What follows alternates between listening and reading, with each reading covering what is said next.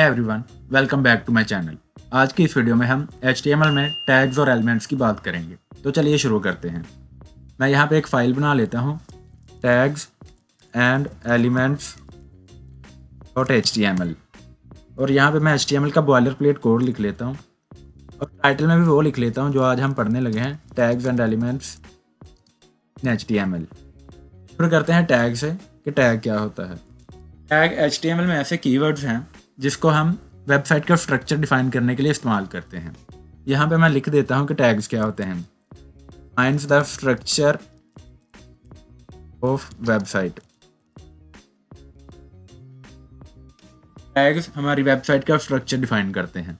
जैसे हमने कोई अगर वीडियो लगानी हो अपनी वेबसाइट में तो फिर भी हम एक टैग का इस्तेमाल करेंगे। अगर कोई हेडिंग लगानी हो तो फिर भी टैग का इस्तेमाल करेंगे। वीडियो लगानी हो फिर भी टैग का इस्तेमाल करेंगे। इन शॉर्ट, हम HTML में अपना जो भी काम करते हैं वो टैग्स के अंदर ही करते हैं। उसके बाद देखते हैं HTML में एलिमेंट क्या होता है। एलिमेंट तो टैग होता है ना, टैग के अंदर हम अगर कंटेंट लिखें कुछ तो टैग और कंटेंट को मिला के हम उसको एलिमेंट कहते हैं। HTML में टैग प्लस कंटेंट तो हम एलिमेंट कहते हैं। मैं इन दोनों के आपको एग्जांपल देता हूँ कि टैग और एलिमेंट में क्या डिफरेंस है। जैसे अगर हमने अपनी वेबसाइट में एक हेडिंग लिखनी हो तो उसके लिए HTML में एक टैग आता है H1 के नाम से, उसका यूज़ करते हैं। HTML में टैग लिखने के लिए हम लेस देन का साइन लिखते हैं, उसके बाद ग्रेटर देन का। इनको दोनों को एंगुलर ब्रैकेट्स कहते हैं। इनके अंदर हम लिखते हैं अपने टैग का नाम और ये हमारे पास एक टैग बन गया है। ये H1 टैग है और इस टैग का एक क्लोजिंग पार्ट भी होता है। क्लोजिंग पार्ट लिखने के लिए हम फिर से एंगुलर ब्रैकेट्स लिखेंगे और उसमें फॉरवर्ड स्लैश लिखेंगे और H1 लिखेंगे, जो नाम है हमारे टैग का वो लिखेंगे। तो ये हमारे पास एक H1 टैग बन गया है। इस पार्ट को ओपनिंग टैग कहते हैं और इस पार्ट को क्लोजिंग टैग कहते हैं। तो ये एक टैग है। अब हम देखते हैं कि एलिमेंट क्या है। जैसे ऊपर मैंने एक टैग लिखा है H1, उसको मैं यहाँ पे दोबारा लिखता हूँ और उसके अंदर मैं अपनी हेडिंग लिख देता हूँ जो मैं लिखना चाहता हूँ। इंट्रोडक्शन फॉर एग्जांपल मैं लिखना चाहता हूँ, तो ये मैंने लिख दिया।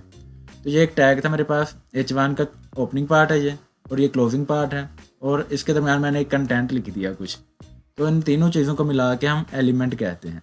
तो आई होप आपको क्लियर हो गया होगा कि टैग और एलिमेंट में क्या डिफरेंस है। एक एग्जाम्पल और देता हूँ मैं, उसके बाद आगे मूव करते हैं।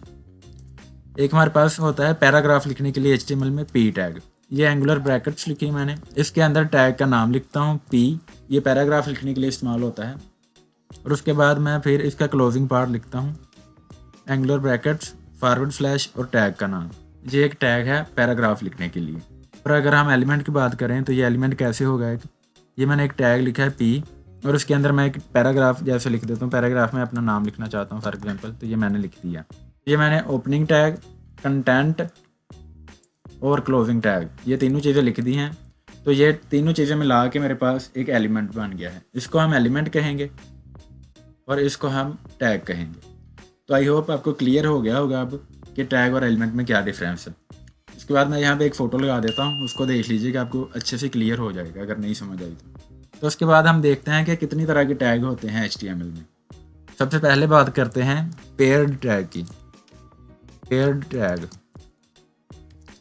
ये ऐसे टैग होते हैं जिनका ओपनिंग और क्लोजिंग पार्ट होता है। जैसे मैंने ऊपर H1 लिखा था, ये इसका ओपनिंग पार्ट है और इसका ये एक क्लोजिंग पार्ट है।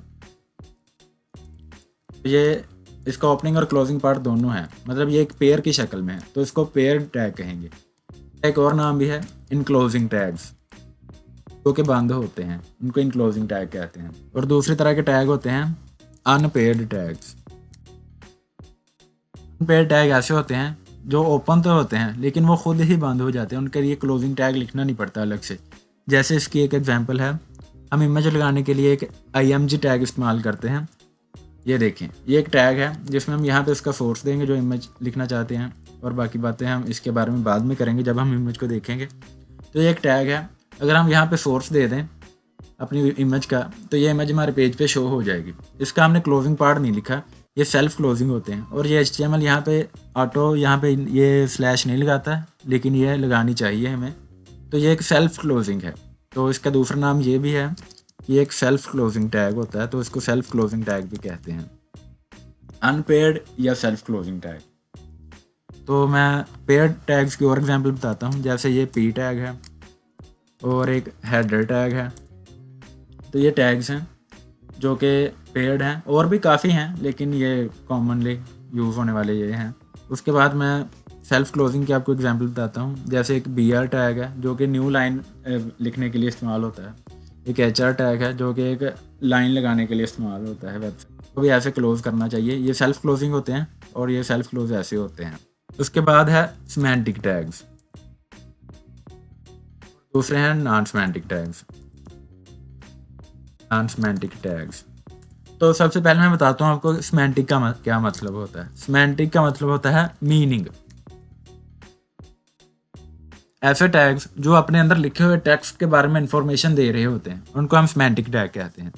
जैसे ये एक टैग है H1, इसमें अगर कोई मैं टेक्स्ट लिखता हूँ जैसे इंट्रोडक्शन, ये मैंने टेक्स्ट लिखा है तो ये जो H1 है ना, इसका मतलब है कि ये हेडिंग बनाएगा इसको। तो ये हमारे टेक्स्ट के बारे में इंफॉर्मेशन दे रहा है कि ये एक हेडिंग होगी। उसके बाद हम इसके देखते हैं मज़ीद examples. Header tag, header tag ऐसा टैग है जिसको हम अपनी वेबसाइट का हेडर सेक्शन बनाने के लिए इस्तेमाल करते हैं। जैसे मैं आपको एग्जांपल दिखाता हूँ। एक ये मैंने वेबसाइट ओपन की हुई है और ये एक हेडर बना हुआ है, तो इसका यहाँ पे हेडर टैग का इस्तेमाल किया होगा। तो ऐसे टैग्स जो इन्फॉर्मेशन देते हैं कि उसमें टेक्स्ट क्या होगा, ऐसे टैग्स को सिमेंटिक टैग्स कहते हैं। इसके और भी काफ़ी सारे एग्जांपल्स हैं लेकिन हम अभी इतनी ही देखेंगे। आगे आगे हम जैसे जैसे बढ़ते जाएंगे हम देखी जाएंगे। उसके बाद है non semantic tags. Semantic out non semantic, मतलब इसको पढ़ के हमें समझ नहीं आएगी, टैग को देख के समझ नहीं आएगी कि इसमें जो टेक्स्ट है वो किस चीज़ के लिए इस्तेमाल हो रहा है। जैसे एक टैग है डिव, इसके अंदर हम ना अपनी मर्जी से कुछ भी लिख सकते हैं। ये स्पेसिफिक मकसद के लिए इस्तेमाल नहीं होता है। इसमें हम ये मोस्टली वैसे हम कंटेनर बनाने के लिए इस्तेमाल करते हैं, सेक्शन बनाने के लिए इस्तेमाल करते हैं। तो ये स्पेसिफिक मकसद के लिए नहीं है। तो मतलब ये हम इसमें कुछ भी लिख सकते हैं। ये टेक्स्ट के बारे में इंफॉर्मेशन नहीं दे रहा कि इसमें क्या टेक्स्ट आएगा। जैसे इसके बाद है एक स्पैन टैग, ये भी डिव की तरह ही है लेकिन इसकी प्रॉपर्टीज डिफरेंट है, लेकिन इसमें हम टेक्स्ट कुछ भी लिख सकते हैं अपनी मर्जी से। बाद है एक इटैलिक टैग, आई टैग। इसमें हम अगर टेक्स्ट लिखें कुछ तो ये इसको इटैलिक कर देगा, लेकिन इटैलिक तो कर देगा लेकिन ये टेक्स्ट है क्या, मतलब इंट्रोडक्शन, ये हेडिंग है, पैराग्राफ है, क्या है ये नहीं बता रहा। ये सिर्फ इसको इटैलिक करेगा, ये पता है इटैलिक करेगा, लेकिन ये कंटेंट के बारे में इंफॉर्मेशन नहीं दे रहा। तो इसलिए ये नॉन सिमेंटिक टैग है जो कि इन्फॉर्मेशन नहीं दे रहा, जिसको पढ़ के पता नहीं चल रहा कि ये टेक्स्ट क्या है, किस बारे में है। ये इटैलिक तो कर देगा लेकिन टेक्स्ट का मतलब नहीं पता चलेगा कि ये टेक्स्ट क्या है, पैराग्राफ है, हेडिंग है, कोई लिंक है, तो ये इससे पता नहीं चलेगा। तो ऐसे टैग्स जो अपने टेक्स्ट के बारे में इंफॉर्मेशन देते हैं उनको हम सिमेंटिक टैग कहते हैं, और जो इन्फॉर्मेशन नहीं देते अपने टेक्स्ट के बारे में उनको हम नॉन सिमेंटिक टैग कहते हैं।